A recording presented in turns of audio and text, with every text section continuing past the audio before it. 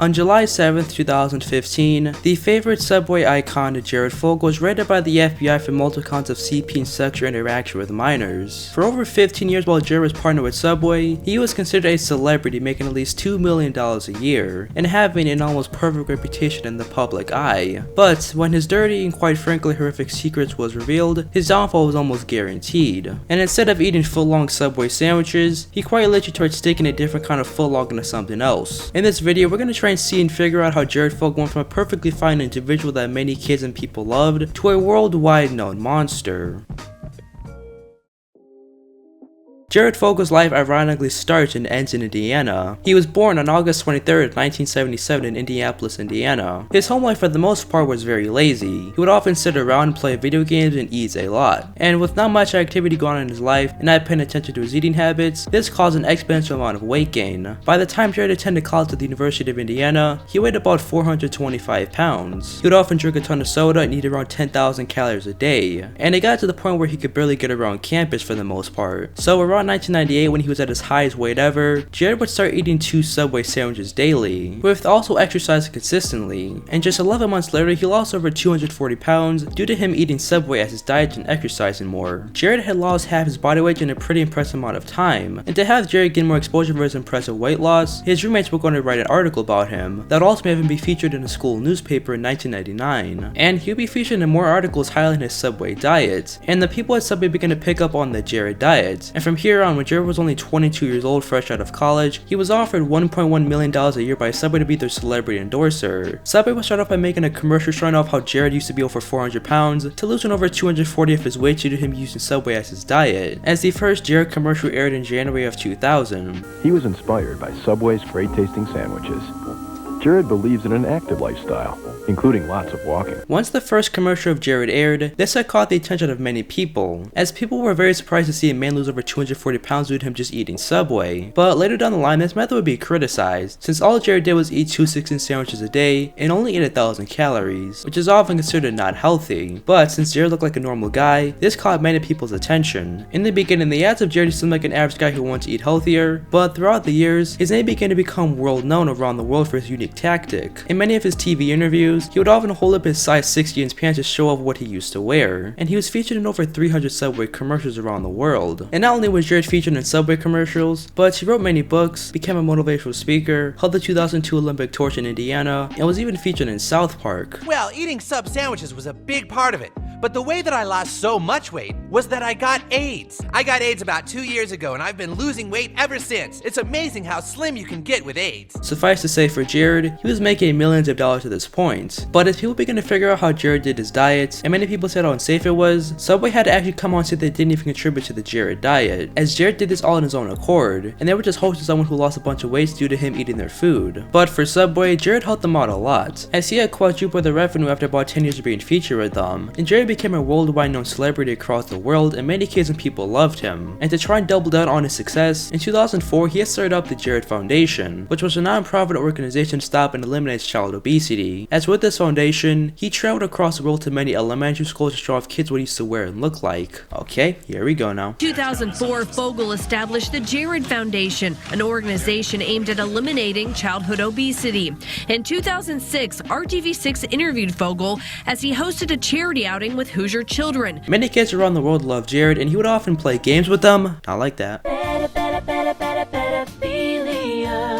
sign their autographs, and would just hang around the schools. But in the end, the foundation didn't do much for child obesity, as only $140,000 went towards the charity, and the other $600,000 went towards the director. I mean, it's a pretty common thing celebrities do, promising more of it but not actually delivering it. But what this did do was give Jared more access to children, as his whole charity and foundation was built and targeted towards kids, and thousands of kids around the world were extremely eager to meet Jared all the time. But no one really saw this as an issue at the time. But behind the scenes of all of Jared's success, he had been doing some pretty naughty things, like having multiple affairs with different women. By 2007, Jared's wife had filed for a divorce and a restraining order, stating that he was very controlling over her and was overall just a bad person. And she also claimed that he used his fame to embarrass her all the time. And Jared had also stopped appearing on Subway commercials by this time, as because by 2008, Subway had started promoting their $5 footlong sandwiches. As Jared's Subway diets began to grow old as time progressed. As he was still partnering with Subway, he just wasn't on commercials anymore. So now what did this mean for Jared? Well, he had a lot of free time, time, and he spent primarily his entire time speaking at hundreds of different elementary schools around the United States. One of the things I'd love to do is to come to schools like yours and speak to you guys, because I'll tell you what, we have a serious problem right now with kids your age putting on more and more weight than ever before. There would also be another person who entered Jared's life right around this time. Russell Taylor was also a person who had been running a non-profit organization just like Jared, and the thing that made the two connect closer to each other was the fact that Russell Taylor would always help Jared with his speeches, and the two quickly took a liking to one another. And for a while, they would both go into a bunch of different business trips together, and they both began going around giving different speeches and presentations to elementary schools, and would spend a lot of time with kids. And eventually, after a while, Jared would offer Russell the role of becoming the director of the Jared Foundation, which Russell would accept to. So now with all of this money rolling in, this would give the two an opportunity to fly across the world to go to a bunch of different strip clubs and meet a bunch of different women. But it would also be around this time where things started to get a bit weird. Both Jared and Russell went to a bunch of different parties, and while they were at these parties, they met a bunch of different prostitutes. And from here, they would ask them if they had any underage escorts, which are essentially underage prostitutes. There'd also been a time where Russell Taylor had placed cameras around the office because he was worried that people were stealing for them, since they were always all traveled around the globe. And the story goes, when they returned from their trips, Taylor looked back at the footage and found an underage intern and a boyfriend having intercourse in the office. Russell swears that this was accidental and he didn't mean to capture this. He later showed this to Jared, and which just had caught Jared's interest, and he wanted to watch the entire video, and he even threw the idea that they placed hidden cameras in children's bathrooms to potentially capture more of these kinds of videos. Taylor had thought that Jared was joking, but really he was dead serious about this request. So months later, Taylor went around children's bedrooms and bathrooms to place hidden cameras and radios without them knowing, and these cameras captured images of children as young as 6 years old changing in their bedrooms while they were naked. What would then happen is Taylor would go on to collect the best images of these in his own words, and would put it on a computer and would send it off to Jared, and Jared would literally say, "Daddy needs some pictures." His words, not mine. And for a while, no one knew that this was transpiring. It was just Russell and Jared's secret. He would sneak around kids' bedrooms and bathrooms without them knowing, and what Jared was doing was controlling Taylor, as Jared began buying Taylor a lot of expensive things so that he could get Taylor to send him images of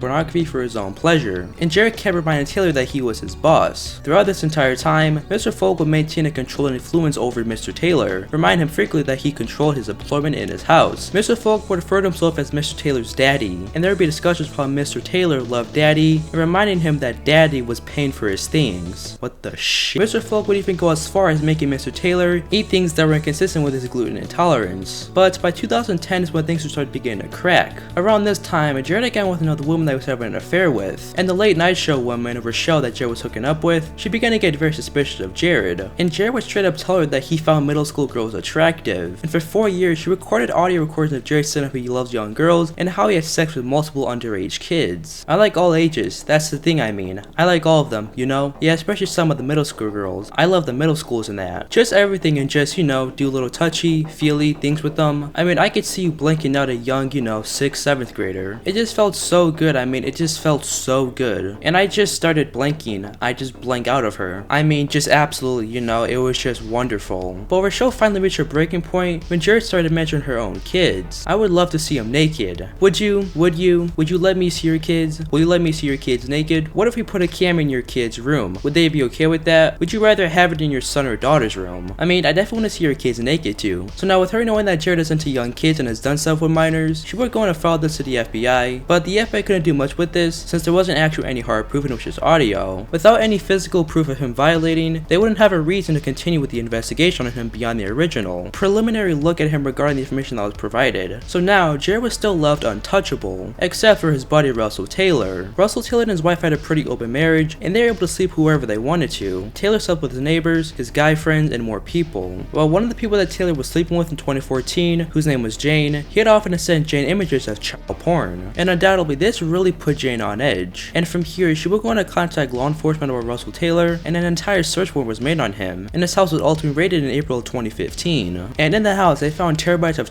porn and a lot of equipment that he used. But the thing that made the situation even bigger was that Russell Taylor said that the things they found in his house weren't actually for him, and that they were actually for his boss, Jared Fogle. And the FBI found a long conversation of Jared Fogle and Russell Taylor sending child pornography to each other, and they also found a bunch of images of Jared Fogle and a bunch of victims that he handpicked out to be victimized, and some of Jared's victims were actually kids that he knew. So now they began to do a little investigation on Jared Fogle, and now that his name was brought up. And the funny thing is that when Taylor was on the news for having an image of child pornography, Jared came out and acted like he was surprised. Fogle said in a statement at the time, "I was shocked to learn of the disturbing allegation against Mr. Taylor. Effective immediately, the Jared Foundation is severe in all ties with Mr. Taylor. Jared was acting like he didn't do anything. It made it seem like Taylor did this all on his own, even though they caught him in the house that Jared bought for him. But he would just continue to live his life normally at the time. But in mid-2015, Jared's time ran out. About a month later, in July of 2015 at approximately 6 in the morning, Jared's Indiana house was raided by the FBI, where they had some of the most trained dogs in the world to sniff out hidden USB cards and hard drives. From there, they found a dozen images of child pornography on his computer and phone, and found thousands of images of child pornography on different hard drives, where they found kids as young as 6 years old. And once this came out, Subway and all the companies that worked with Jared Fogle had dropped him. It was even also claimed that Subway knew about these claims about Jared Fogle, but they still let him go to hundreds of elementary schools to give out presentations. When Jared was arrested, he pleaded guilty to paying for sex from multiple minors, and pleaded guilty for images of child pornography. Russell Taylor, on the other hand, pleaded guilty for a plea agreement, which was for giving images of child pornography to Jared Fogle. He was originally going to serve 30 years in prison, but now has to serve 27 years, and Jared Fogle only has to serve 15 years and could be eligible for parole in 2029. You know, because that makes sense. But despite the fact that the two are in prison, there are still a lot of unanswered questions, like how many other victims are there, and why didn't the FBI start looking into Jared Fogle once the show brought these audio recordings to them? Throughout the whole investigation, law enforcement has been criticized heavily, since people say if they started looking into this years before he got raided, then they could have stopped Jared victimizing other kids, since Rochelle first reported Jared Fogle in 2007, 7 years early before he got raided, which was a very long time span of Jared victimizing kids. Obviously, being a pedo is the lowest of the low and scumbag of the scum. Whatever bad stuff happens to Jared is completely justified. Talking and doing sexual things with minors is never an excuse. Obviously, there are people in the world that deserve second chances, but when you start ruining the lives of kids, then you just don't get a second chance. The entire story of Jared Fogle is a super disgusting case, and it's one that has left many people really creeped out on, since he had super easy access to kids, and primarily kids liked him and he used that to his advantage. Like they always say, you can't tell someone for who they are. Jared seemed like a super nice and just normal guy, but behind the scenes he was a completely different person. But that's all for today's video. If you guys enjoyed this video, consider subscribing, drop a like if you want to, go follow my Twitter at Scorpion_1, and join the Discord link in the description below. But thanks for support, and thanks for watching. I'll see you guys in my next video. I'm gonna go drink some holy water after this.